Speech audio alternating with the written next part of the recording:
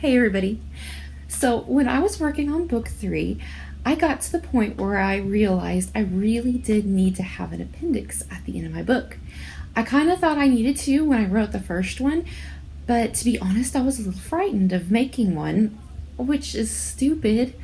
So it took me to the third book to get with it and do what I needed to do. So it does have 3, and I did go back up and fix the first and the second. They should all have 3 appendixes.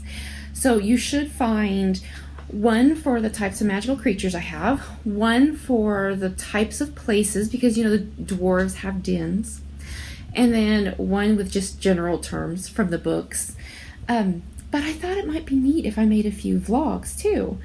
I've had people ask at this point, and I think it's a good idea. I think it's fun. So that's what we're gonna do today. I'm gonna make, I think, a couple of them. And I'm gonna split them up. Hopefully this will make the video shorter and I won't ramble as much. Anyway, so today I want to talk about the difference between Magani and Brutani. The big difference, the general differences, because they're all magical creatures, right?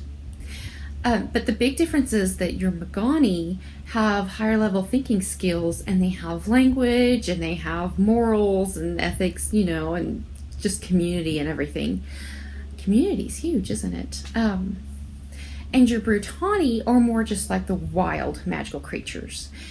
You mainly see Brutani as form of like a minion or something. Not exactly a minion, but for the bad guys. I'm going to start introducing more that aren't so much bad guys. Actually, in the third book, you get to meet this little cute kitten with wings, and we don't know if it's good or bad yet, because it's just a kitten, and it was found in a place where we don't know if it was there by chance, by accident, or what's going to happen. So that's one of the main ones that I've kind of introduced as a Brutani. Here, let me get my little Brutani board here. I'm gonna have to get used to this. This looks funky because everything is backwards to me. Anyway, so the examples I have, in book 1, you have the biters at the end, and they're in the final battles, actually. Book 2, this is another one that's kind of at the end. It's the Werby. And book 4, you haven't met the terror yet, but the terror kind of like has a taste for merfolk, so that one's interesting.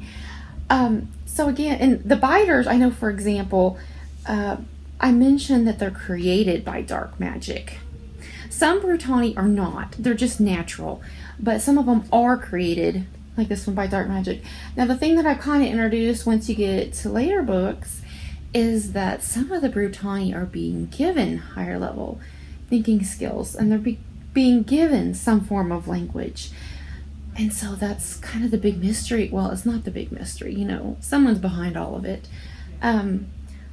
But they have, by book 4, they've noticed at this point that some of the Brutani have powers they should not have, and they're getting it from somewhere, and there's an increase of them, there's more of them.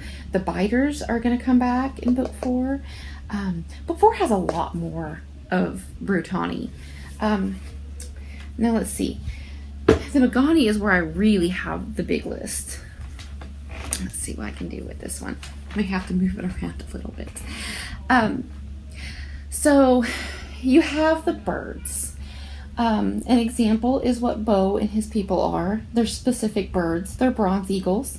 You also have raven, who's a different type of bird.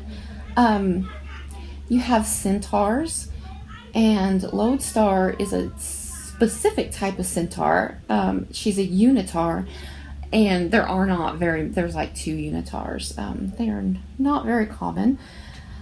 That's why it's a branch off. You're going to have dragons, which will feature later. You kind of get a little tiny bit, but not till later will you see more.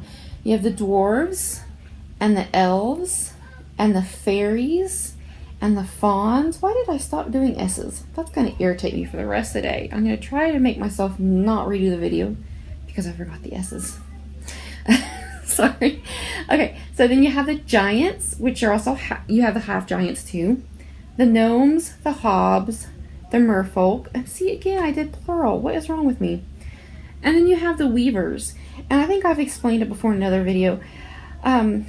Wizards are from the old country. When they came over to this country, they aligned and got married to the magic users. The mystic's already here. There's my camera. Sorry. Guys, what's wrong with me today?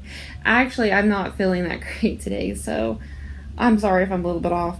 But anyway, so you have the weavers, which are a new form of wizards for the United States. Other combo Magani that I've talked about are bird fawns and fawn bird. You will get to see more of that again in book 4. You get the hint of it in book 3. And what order it goes in probably depends on what species you're talking about and who thinks are more important. But the birds and the fawns have a very similar lifespan of about 150 years. And so they are easily able to have kind of a combination Magani. You have, and the rest of these are going to come whenever you have weavers, which are specific, right? Magic users. And that is the difference between, you'll see, I'll do a weaver video, by the way, but you have weavers and then you have all the rest of the Magani, and they're somewhat of a split, and you're going to kind of see hints of that in book 4 too, where they may not always think well of each other. Anyway, because they have a specific type of magic, and all of the rest of the Magani kind of have a born magic, which the weavers do too. But the weavers are able to expand and learn more, whereas the rest of the Magani kind of have a set, this is what you have, this is what you have to deal with. But you're going to have some that get weaver skills or form. Now, I haven't exactly said how that works. That'll come later. Because, for example, you have the dwarf weaver, which we talked about in book 2. And the fairy weaver kind of comes up too. And the hob weaver, which this is a really interesting and fun one for me, because the hobs have one of the lowest magics. I kind of did this alphabetical order, but I should have done it like in order of levels of magic. They have a very, very basic magic, and they really shouldn't have the weaver part, which I'll kind of explain that later too in other books. So that was kind of a fun one for me. Anyway, so that's the main thing in my books, is you have Magani and Brutani. And I will go into more depth with some of them, especially I'm just about to do the weaver video, which will be fun. And there will be there's more combinations, and you'll learn more about different kinds of Brutani later. And, it's just fun and exciting. I really love doing this, and I can't wait to introduce more societies. Because right now we're with the merfolk, and you're going to get to do more of the centaurs and fairies, and who else have we not? And the elves will come up too in some of the big books later on. So I hope that helps, and I will see you soon in another video. Thanks for your time, guys. Bye. Battle bravely, love strongly. See you later.